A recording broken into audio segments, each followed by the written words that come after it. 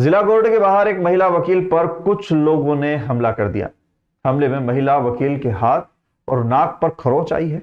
माधवनगर थाना पुलिस ने मामला दर्ज कर जांच शुरू की है। हमले की यह घटना सोमवार दोपहर बाद पुराने कोर्ट भवन के बाहर हुई, जहां कोर्ट में प्रैक्टिस करने वाली महिला वकील रीति कटारिया पर कुछ लोगों ने अचानक हमला कर दिया, जिसमें महिला वकील के हाथ और नाक पर खरोंच आई है। इसकी शिकायत उन्होंने माधवनगर पुलिस थाने में दर्ज कराई। इस मामले में महिला वकील का कहना है कि वो नीलोफर कुरैशी नामक महिला का मुकदमा लड़ रही है। कुछ लोग नहीं चाहते कि वो मुकदमा लड़े, इसी बात को लेकर हमला किया गया। आज दिनांक को यह घटनाक्रम हुआ है कि मैं नीलोफर कुरैशी का केस लड़ रही हूँ और अजय गुप्ता द्वारा मुझ पर जानलेवा हमला कराया गया। शबनम ने और अजय गुप्ता ने ये कहा कि आप इनका केस नहीं लड़ोगी। मैंने क्यों नहीं लड़ूंगी, मुझे फीस मिली है। बोला नहीं, आप इनका केस लड़ोगे, इसका हर्ष अच्छा नहीं होगा। आपको समझाना है, समझ में नहीं आ रही। मैंने कहा भाई समझने वाली कौन सी बात है इसके अंदर, ऑब्वियसली बात है कि मुझे फीस दी तो मुझे केस लड़ना है। तो उन्होंने ऐसे करके मुझ पर तुरंत चांटा मार दिया और मुझे माँ बहन की गालियाँ बकी। वैसे ही बोला उसको शबनम दे इसके अंदर। शबनम ने और अजय गुप्ता ने और विद्या ने, तीनों ने मिलकर, और एक अन्य साथी और है उनकी, इन तीनों ने मिलकर मेरे पे हमला करा और इनके हाथ में चाकू थे। चाकू से जैसे मुझे बचाने की कोशिश की तो मेरे हाथ में लगी है, सीधे हाथ पे, और मेरी नाक में भी चोट आई है। साथ ही उन्होंने मेरे बाल भी खींच के मुझे नीचे देके धक्का गिराया। अजय गुप्ता जी क्या करते हैं? अजय गुप्ता जी पेशे से नकली वकील है। पहले वकील थे? हाँ, पहले वकील थे। इनकी सनद कैंसिल हो चुकी है। लोगों को 420 में फंसाते हैं, डराते हैं और कुछ नहीं करते हैं। और जैसे आज तक का कृत्य किया वैसा ही कृत्य करते हैं ये। वो यहाँ तक कि कहते हैं कि जज लोग भी इनसे डरते हैं। जजों को भी वो केस, झूठे केसों में फंसाने की कोशिश करते हैं ये। और ये जजों के ऊपर केस लगा चुके हैं, कंटेम लगाते हैं जजों के खिलाफ।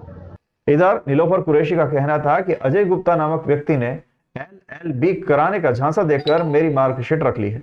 वापस मांगने पर रुपए देने की डिमांड कर मारपीट करता है।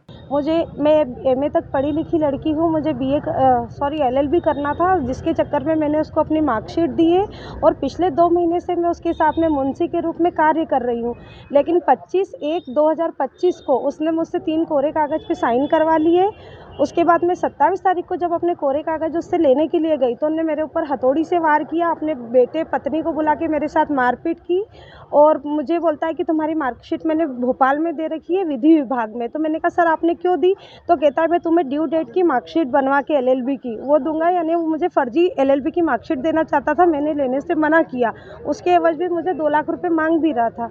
मेरे पास इतनी क्षमता नहीं है 2 लाख रुपये देने की। तो मैंने जब उससे बोला कि सर आप मेरी मार्कशीट मंगवा के दे दीजिए, तो मेरे ऊपर जानलेवा हमला किया। जो मैंने 27/1/2025 को नीलगंगा थाने पे रात को 11:15 बजे जाकर आवेदन दिया।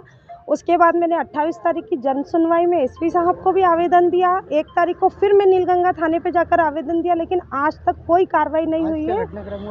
आज ये घटनाक्रम हुआ कि रिया कटारिया एडवोकेट मेरा केस लड़ रही है। एक पारिवारिक मेरा विवाद चल रहा है, तो रिया कटारिया को मना कर रहा था कि आप इस महिला का केस मत लड़ो, ये मेरी मुंशी है और आप इसका साथ छोड़ दो। तो रिया दीदी ने बोला कि वो मैं नहीं छोड़ूंगी उसका साथ, उसने मुझे फीस दी है, मैं केस लड़ूंगी। तो उनके ऊपर जानलेवा हमला किया उनने, चाकू से भरी कोर्ट के अंदर, और बहुत मारपीट की है उनके साथ में। उसकी FIR कराने हम लोग थाने पे आए हैं। फिलहाल पुलिस ने मामला दर्ज कर जांच शुरू कर दी है। वहीं मामले में अभिभाषक संघ के अध्यक्ष अशोक यादव का कहना है कि अजय गुप्ता उज्जैन बार एसोसिएशन के सदस्य नहीं है, उनकी सदस्यता निरस्त कर दी गई है। यह घटना बहुत ही शर्मनाक है। जल्द बार एसोसिएशन द्वारा भी कार्रवाई की जाएगी। जो घटना हुई है वो बहुत ही अशोभनीय है, निंदनीय है, क्योंकि न्यायालय परिसर के अंदर अधिवक्ता के साथ अगर कोई मारपीट होती है वो ठीक नहीं है। और जो घटनाक्रम हुआ वो भी दुर्भाग्यपूर्ण है। ऐसी घटना जिला न्यायालय में नहीं होना चाहिए, क्योंकि यो हम लोग भी इसी सभ्य समाज से हैं। क्योंकि जो अधिवक्ता न्याय दिलाने की बात करते हैं, अगर उन अधिवक्ताओं पे इस प्रकार से कोई बाहरी तत्व आकर उनके ऊपर प्रहार करता है और प्राणघातक अगर हमला करता है, ऐसे तत्वों पे पुलिस प्रशासन से मेरा ये निवेदन है, पुलिस कप्तान से, कि यहाँ पर पहले जिला न्यायालय के अंदर सर्चिंग होती थी और सर्चिंग के अंदर इस प्रकार के गुंडा तत्वों की तलाशी भी ली जाती थी, उनके वाहनों का भी को देखा जाता था।